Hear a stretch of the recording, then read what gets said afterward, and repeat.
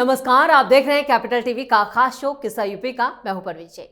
2027 UP विधानसभा चुनाव को लेकर बीजेपी ने बड़ा प्लान तैयार किया है। इस प्लान के तहत सिर्फ जिताऊ लोगों को ही टिकट दिया जाएगा। जिन मंत्रियों की परफॉर्मेंस अप टू मार्क नहीं है, उनका नाम कटना तय है। एक सर्वे के मुताबिक बीजेपी करीब 100 से 160 मौजूदा विधायकों के टिकट काट सकती है। उनकी जगह नए चेहरों को मौका मिल सकता है। समाजवादी पार्टी से आने वाले विधायकों पर भी टिकट कटने की तलवार लटक रही है। यानी बीजेपी विधायकों के साथ ही सपा के बागी विधायकों को भी इंटरनल सर्वे के इम्तिहान में पास होना पड़ेगा। और जिन विधायकों के टिकट कटने हैं, उन नामों पर सीएम योगी और पीएम मोदी की सहमति बन चुकी है। तो कैसे मौजूदा विधायकों के छूट रहे हैं पसीने, इस पर चर्चा के लिए स्टूडियो मौजूद हैं कैपिटल टीवी के executive editor Rajiv Kumar. Sir, आपका बहुत बहुत स्वागत। धन्यवाद। 2027 विधानसभा चुनाव को लेकर जो प्लान बीजेपी ने तैयार किया है, वो मौजूदा विधायकों के लिए कितना यहाँ पर एक बड़ा संकट लेकर आ रहा है? कोई संकट नहीं है, मौजूदा विधायकों के लिए भी कोई संकट नहीं, बीजेपी के लिए भी नहीं, और ये जो इंटरनल सर्वे निकाला गया है उसके लिए भी कोई समस्या नहीं है, क्योंकि ये विधायकों के संकट के लिए नहीं है। ये सर्वे का मकसद ही है, इंटरनल सर्वे का, विधायकों को टिकट के लिए दावेदारी अपनी मजबूत करने की। ये दोनों में अंतर है, टाइमिंग का अंतर होता है, और इंटरनल सर्वे के पब्लिक करने के पीछे का एक मकसद होता है जी। अभी जो खबरें चलाई जा रही है, जो बातें की जा रही है, देखो भारतीय जनता पार्टी ने एक प्लान बनाया जिसमें 160 विधायकों का टिकट काटा जाएगा। भाई 160 विधायकों का टिकट काटा जाएगा तो 1.5 साल पहले इसके लिए सर्वे करा के बात आउट कर दी जाएगी, बता दिया जाएगा कि भारतीय जनता पार्टी का इंटरनल सर्वे। तो काहे का इंटरनल सर्वे, जबकि पब्लिक में आउट ही हो गया, जब मीडिया में ये बात ही कह दी गई। तो इसकी स्ट्रेटजी अलग होती है, रणनीति अलग होती है, इसका मकसद क्या है। अभी इंटरनल सर्वे हुआ, ये गठबंधन के लिए या फिर पार्टी के लिए, भारतीय जनता पार्टी ये हर कुछ समय के बाद ये परफॉर्मेंस सर्वे करती है मंत्रियों की। 100 डेज परफॉर्मेंस सर्वे चलता है, जिसमें रिपोर्ट कार्ड 24 आते हैं, रिपोर्ट देते हैं सारे मंत्रालय वाले लोग कि हाँ भाई इस मंत्री का परफॉर्मेंस क्या रहा है। मंत्री का परफॉर्मेंस का मतलब क्या होता है कि मंत्री ने इस बीच अपने मंत्रालय के थ्रू लोगों के फायदे के लिए कौन कौन से काम किए, ये मंत्री का परफॉर्मेंस है। लेकिन वही मंत्री विधायक रहता है, क्योंकि विधायक ही मंत्री बनता है, विधान परिषद मंत्री बनेगा। तो विधायक जो है वो किसी क्षेत्र का रिप्रेजेंटेटिव है, तो वो एक काम कर रहा है कानून बनाने वाला, एक काम कर रहा है प्लान बनाने वाला, प्लानिंग को एग्जीक्यूट करने वाला, और पूरे प्रदेश में उस मंत्रालय के तहत जो काम हो रहे हैं वो मंत्री की जिम्मेदारी है। दूसरी जिम्मेदारी उसकी है अपने क्षेत्र के लोग कैसे उसके प्रति सोचते हैं, अपने क्षेत्र में वो कितना समय देता है, अपने विधानसभा क्षेत्र में वो लोगों से कितना जुड़ा हुआ है, उसके लोगों का फीडबैक क्या है अपने विधानसभा क्षेत्रों के लिए। जुड़ने का मतलब कभी भी एक मंत्री के लिए नहीं होता है जो विधायक के लिए होता है, दोनों में अंतर है। अगर कोई मंत्री है तो उसकी जिम्मेदारी पूरे प्रदेश की होगी, और उसके बाद विधानसभा क्षेत्र की जिम्मेदारी जो अपनी होगी वो जीत के लिए लोगों को अपने साथ जुड़ाने की होगी। तो इसलिए एक विधायक जो सिर्फ होता है, मंत्री नहीं बनता है, उसकी जिम्मेदारी पूरी की पूरी अपने विधानसभा क्षेत्र के लिए होती है, वो दूसरे क्षेत्र की जिम्मेदारी नहीं होती है।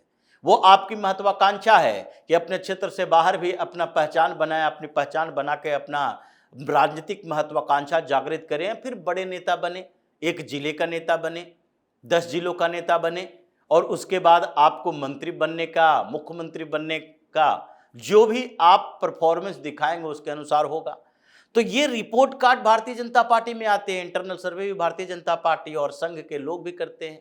तो इसमें अभी उत्तर प्रदेश के चुनाव होने में कितना समय लगा, अभी 2027 में चुनाव होने हैं, 2025 के मिड में चल रहा है जी। यानी 1.5 साल से ज्यादा का समय, और 1.5 साल पहले ये तय हो गया कि उत्तर प्रदेश में इतने विधानसभा सीटों में इतने विधायक जो अभी मौजूदा हैं उसके टिकट कटेंगे। 1.5 साल पहले ये कभी तय नहीं होता।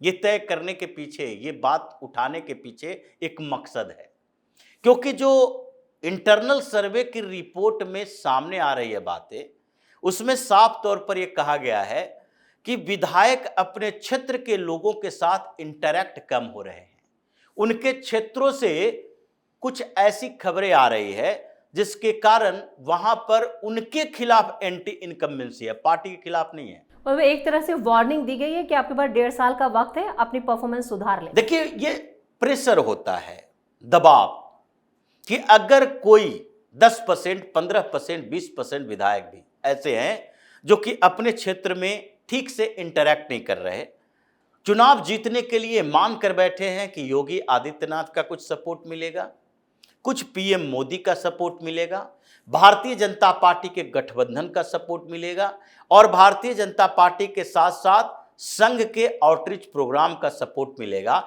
इन सारे सपोर्ट के बाद 10-5% मेरी भूमिका रहेगी, हम जीत के आ जाएंगे। तो इसलिए भारतीय जनता पार्टी जो लंबे समय से सरकार में है, उत्तर प्रदेश में भी 2017 के बाद से है, देश में भी 2014 के बाद से है, तो ऐसी स्थिति में 2014 से जो कि सरकार में केंद्र में है, 2017 से यहां उत्तर प्रदेश में है, तो ऐसे सिचुएशन में अगर एंटी इनकम्बेंसी एक पार्टी के खिलाफ होती है, यानी पूरे सरकार के खिलाफ, और दूसरा होता है विधायकों के खिलाफ जो चेहरा अपने उस क्षेत्र के होते हैं, तो दोनों के खिलाफ एंटी इनकम्बेंसी हो सकता है। सरकार के कामों से तो लगभग ये मानकर चला जाता है कि उत्तर प्रदेश में लोग संतुष्ट हैं, और इसलिए संतुष्ट हैं क्योंकि योगी का विकल्प भी मुश्किल है। उन्होंने अखिलेश यादव का शासनकाल देखा है 2012 से 17 के बीच जी। वो शासनकाल भी देखा है जहां सपा की गुंडागर्दी चला करती थी, माफियाओं का राज हुआ करता था। बिहार में जैसे जंगल राज, वैसे उत्तर प्रदेश में भी वैसे ही राज, अपराधियों का राज। ये अपराध के लिए फेमस प्रदेश माना जाता था। हर डिस्ट्रिक्ट में एक न एक माफिया दिखाई पड़ेगा। ये ऑर्गेनाइज्ड क्राइम की तरफ बढ़ता जा रहा था, एक दूसरे से साठगांठ। ये मुख्तार अंसारी और अतीक अहमद के बीच भी साठगांठ रहेगा कि हम गाजीपुर से उधर से बढ़ेंगे, इधर से प्रयागराज से, तुम्हारा तो ये पूरा एरिया हम लोगों का हो जाएगा, आपस में क्यों लड़े। फिर उसके साथ विकास दुबे जुड़ जाएगा, उसके साथ सुरेंद्र राठी जुड़ जाएगा, उसके कई ऐसे थे जो कि सब एक दूसरे से धीरे धीरे जुड़ेंगे, तो उसी को ऑर्गेनाइज्ड क्राइम कहा जाता है।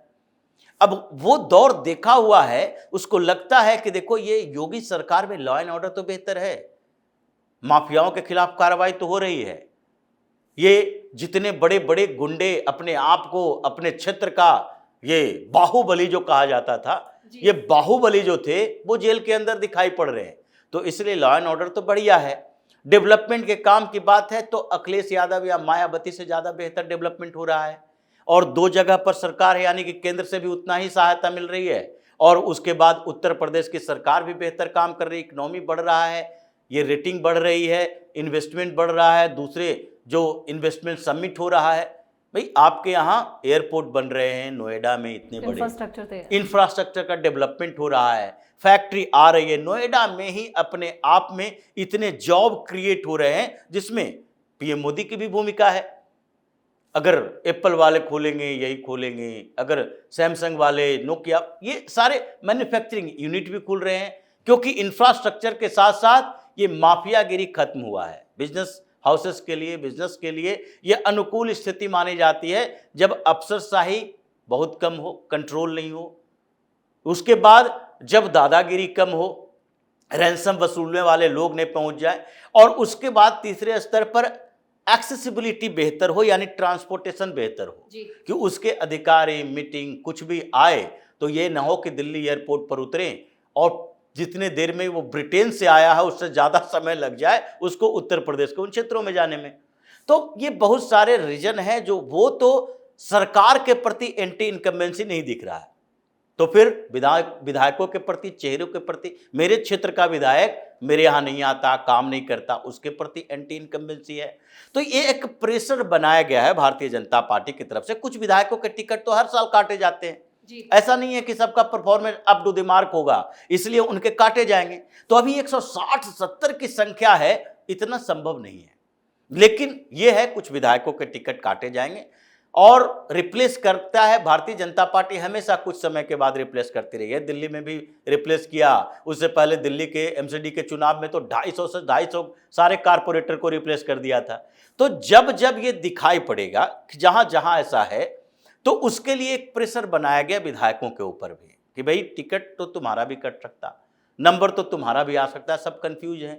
और इसलिए ये सब अपने अपने क्षेत्र में जाकर जुड़ेंगे। तुम्हारा काम लखनऊ में तभी है जबकि विधानसभा का सत्र चल रहा हो। उसके बाद तुम्हारा क्या काम? तुम अपने अपने क्षेत्र में जाओ, अपने क्षेत्र में जाकर काम करो, लोगों से जुड़ो। इसीलिए ये इंटरनल सर्वे की बात आउट हुई है और इन विधायकों पर दबाव बनाया गया है और ये कहा गया है कि ये जो लिस्ट चल रही है ना, अगर 6 महीने के बाद ये बदल सकता है लिस्ट, साल के बाद और बदल सकता है, यानी चुनाव से 3 महीना पहले ये लिस्ट चेंज हो सकती है। लेकिन इस लिस्ट के लिए प्रधानमंत्री मोदी हो, अमित शाह हो और फिर योगी आदित्यनाथ हो, इन तीनों की सहमति है। कोई तुम्हें बचाने के लिए नहीं बीच में आएगा। लिस्ट जो फाइनल होगी सेंट्रल लीडरशिप और स्टेट लीडरशिप की, उसमें यह फाइनल हो जाएगी। कितने विधायक का टिकट कटेगा वो बात की बात है। लेकिन अभी जो अखिलेश का पीडीए का फार्मूला है, उसके खिलाफ भारतीय जनता पार्टी ने एक दांव चला है कि जो विधायक हैं वो भी एक्टिव, जिसको लगता है कि हमें भी नंबर आ सकता है टिकट लेने का वो भी एक्टिव, कि भाई इसका टिकट काटेगा तो मेरा टिकट मिलेगा, हम भी एक्टिव हो जाए अपने क्षेत्र में। और जिसको प्रत्याशी बनना है, जहां भारतीय जनता पार्टी हार चुकी है वहां भी लोग एक्टिव कि हमें भी टिकट के दौड़ में शामिल होना है, कि अब केंद्र से या राज्य से नेतृत्व की तरफ से ये सुगबुगाहट हो गई है कि 2027 की तैयारी विधानसभा में प्रत्याशियों की घोषणा को लेकर चलने लगी है।